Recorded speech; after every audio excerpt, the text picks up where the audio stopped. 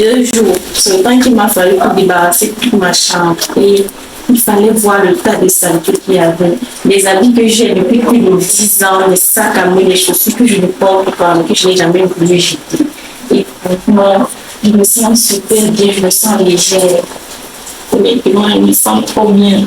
Ça fait un moment que je ressens le besoin de glow up. Et il y a 2 mois très exactement, j'ai enclenché le processus de ce que j'ai appelé ma réincarnation. Je voulais passer de la fille toute négligée, qui paraît sale, fatiguée, à la clean girl parfaite, instagrammable, des réseaux sociaux. Je pensais que pour y parvenir, il suffisait tout simplement d'avoir une peau parfaite, des cheveux toujours bien coiffés et d'être toujours bien habillée. Mais la réalité m'a très vite rattrapée. Pendant les premières semaines du processus de ma réincarnation, j'ai fait tout ce que j'ai cité là, mais je me sentais pas bien. Je me suis très vite rendu compte qu'il fallait d'abord glow sur le plan psychologique, sur le plan intellectuel, sur le plan mental. Je me suis donc concentrée sur mon esprit et je vous ferai certainement une vidéo sur le glow up à ce sujet-là. Et maintenant que tout est clair dans mon esprit, je me suis rendu compte qu'il y a une grosse discordance, une grosse dissonance entre l'espace dans lequel je vis, ou dans lequel je passe le plus clair de mon temps, qui est ma chambre, et mon esprit. Donc, dans un souci d'alignement de la clarté de mon esprit avec mon espace de vie, j'ai décidé de tout jeter, de tout recommencer, de tout brûler, de tout ranger. Disons que dans cette vidéo, on va faire un vide dressing, mais sauf que le vide dressing ne va pas aboutir à une commercialisation de vêtements. Je vais tout brûler.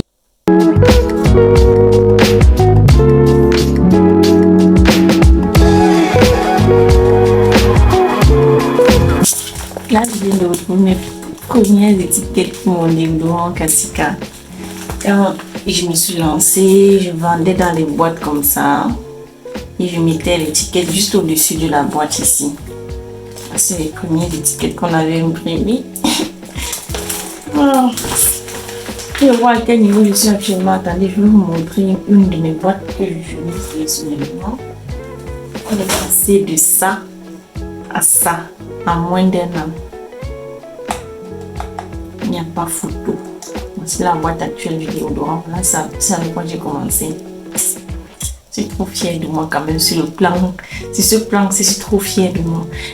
Mon ordinateur était là sur le lit. J'ai jeté les choses. Il y a cette tombée dessus. Mon cœur vient tout de la chuter. Que je dois jeter. Et voilà ce que je vais garder. Voilà l'essentiel. Les quelques petits trucs que je vais garder.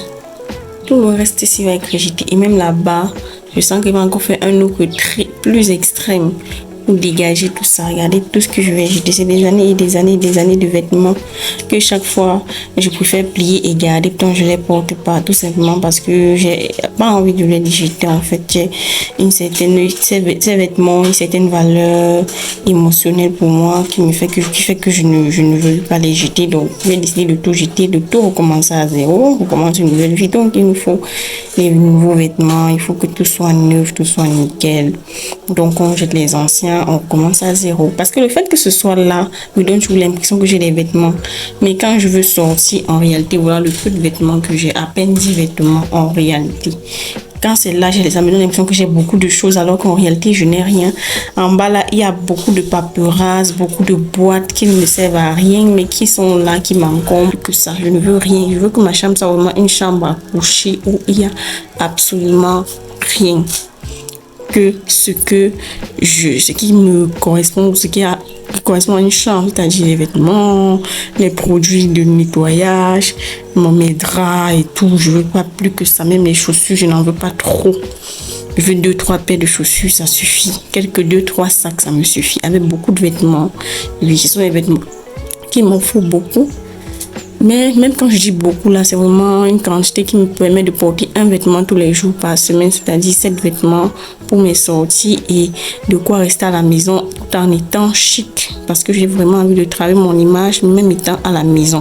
Je dois toujours être bien apprêtée.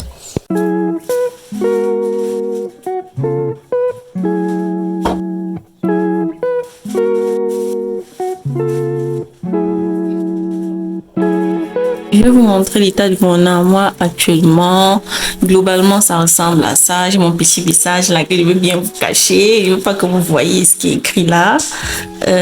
Il y a une des portes, oui, je vais dire une porte, une des branches ou des portes de mon armoire qui a sauté. Ça fait plusieurs années, je n'ai jamais arrangé. Si vous voyez ma softbox, ça c'est l'un de mes bricolages que je vais d'ailleurs terminer et que je vais vous montrer dans une vidéo. Voilà un peu à quoi ressemble mon armoire actuellement.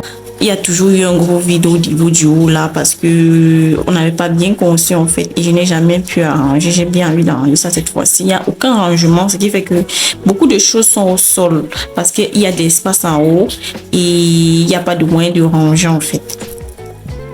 Voilà tout ce que j'ai décidé de garder. Bon, il y a en bas mes documents, il y a tout au fond mes chaussures, quelques produits de beauté ici, quelques objets que je veux bien garder, quelques produits de beauté aussi. Là-bas, il y a mes 2 ordinateurs, ma petite boîte de déodorant, Katika et tout. Donc, ici, on a des vêtements. Mais quelques vêtements qui sont restés. Donc, en réalité, je n'ai même pas 10 vêtements. Donc, quand j'ai fini de faire le tri, je me suis rendu compte que je n'ai rien du tout. Je n'ai pas les habits. Et voilà mes vieux sacs aussi. Bon, ça, ce sont des sacs que j'ai aussi depuis longtemps. Ce sac-ci, je l'ai depuis la classe de 3e ou de 4e. Mais celui-ci, je l'ai depuis la classe de 1er. Celui-ci. Je n'ai pas voulu m'en débarrasser. Et j'ai préféré le garder quand même. Il y a des nouveaux sacs, mais tous les sacs là sont des vieux sacs. Il n'y a qu'un seul sac qui est tout neuf. Le reste là sont des objets que j'ai voulu garder. Ici, ça c'est le sac des vêtements sales que je vais encore trier. Il y a forcément certains vêtements que je vais jeter et d'autres que je vais devoir laver et tout. Donc voilà un peu ce qu'il en est actuellement. Donc, dans la prochaine vidéo, je vais montrer comment je range tout ça, comment je m'organise pour que ce soit un peu bien en attendant qu'on ajoute les séparations en haut là, les rangements. Avant, il y avait un contre-plaquet ici. Donc, il y avait une plaque ici où je pouvais ranger mes vêtements. Cette plaque-là, je pense que c'était gâté. Il y avait de l'eau qui s'était versée dessus. Ça, c'est le bois pourri, donc j'ai dû jeter. Donc, je vais faire confectionner un autre. Je vais essayer de voir avec Pinterest des modèles de vêtements, d'armoires que je peux copier et qui peut être dans mon budget pour pouvoir bien ranger mes effets.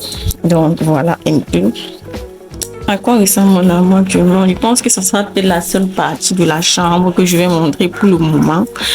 Peut-être le reste que je montrerai un peu plus tard, mais c'est vraiment cette partie-ci que je veux bien ranger parce que si je réussis à bien arranger ici, tous mes effets vont pouvoir entrer là sans problème et surtout tous mes effets seront là en fait. Je pourrais ranger tous mes trucs à l'intérieur et ma chambre sera aérée parce que mon objectif c'est d'avoir une chambre qui n'a rien d'entassé, aucun encombrement.